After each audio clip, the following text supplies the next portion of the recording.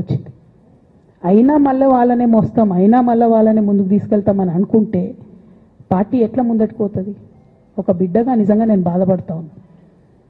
ఇవాళ 5 సంవత్సరాలు ఇరిగేషన్ మంత్రిగా చేసినటువంటి హరీష్ రావు గారిది మేజర్ పాత్ర లేదా దీంట్లో? అందుకే కదా కేసీఆర్ గారు వారిని సెకండ్ టర్మ్లో తప్పించిండ్రు.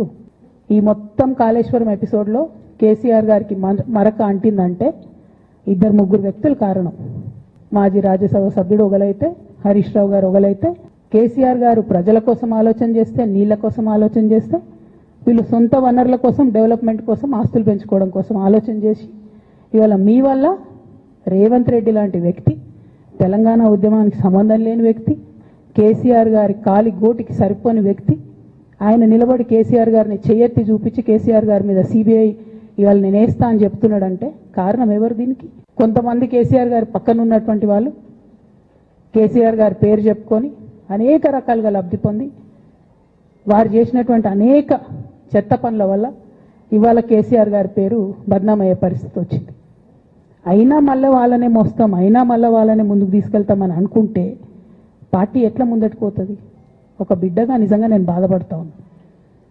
ఇవాళ 5 సంవత్సరాలు ఇరిగేషన్ మంత్రిగా చేసినటువంటి హరీష్ రావు గారిది మేజర్ పాత్ర లేదా దీంట్లో? అందుకే కదా కేసీఆర్ గారు వారిని సెకండ్ టర్మ్లో తప్పించిండ్రు. ఈ మొత్తం కాళేశ్వరం ఎపిసోడ్లో కేసీఆర్ గారికి మరక అంటిందంటే 2-3 వ్యక్తులు కారణం. మాజీ రాజ్యసభ సభ్యుడు ఒకలైతే, హరీష్ రావు గారు ఒకలైతే, కేసీఆర్ గారు ప్రజల కోసం ఆలోచన చేస్తే, నీళ్ల కోసం ఆలోచన చేస్తే, వీళ్ళు సొంత వనరుల కోసం, డెవలప్మెంట్ కోసం, ఆస్తులు పెంచుకోవడం కోసం ఆలోచన చేసి ఇవాళ మీ వల్ల రేవంత్ రెడ్డి లాంటి వ్యక్తి, తెలంగాణ ఉద్యమానికి సంబంధం లేని వ్యక్తి, కేసీఆర్ గారి కాలి గోటికి సరిపోని వ్యక్తి, ఆయన నిలబడి కేసీఆర్ గారిని చెయ్యెత్తి చూపించి కేసీఆర్ గారి మీద సిబిఐ ఇవాళ నేను వేస్తా అని చెప్తున్నాడంటే కారణం ఎవరు దీనికి? కొంతమంది కేసీఆర్ గారి పక్కన ఉన్నటువంటి వాళ్ళు కేసీఆర్ గారి పేరు చెప్పుకొని అనేక రకాలుగా లబ్ధి పొంది వారు చేసినటువంటి అనేక చెత్త పనుల వల్ల ఇవాళ కేసీఆర్ గారి పేరు బద్నామయ్యే పరిస్థితి వచ్చింది. అయినా మళ్ళీ వాళ్ళనే మోస్తాం, అయినా మళ్ళీ వాళ్ళనే ముందుకు తీసుకెళ్తామని అనుకుంటే పార్టీ ఎట్లా ముందటికి పోతుంది? ఒక బిడ్డగా నిజంగా నేను బాధపడతా ఉన్నాను. ఇవాళ 5 సంవత్సరాలు ఇరిగేషన్ మంత్రిగా చేసినటువంటి హరీష్ రావు గారిది మేజర్ పాత్ర లేదా దీంట్లో? అందుకే కదా కేసీఆర్ గారు వారిని సెకండ్ టర్మ్లో తప్పించిండ్రు.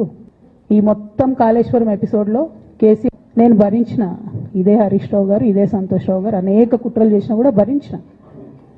నా మీద ఓపెన్గా మీడియా మిత్రులందరితో రకరకాల మాటలు చెప్తే కూడా నేను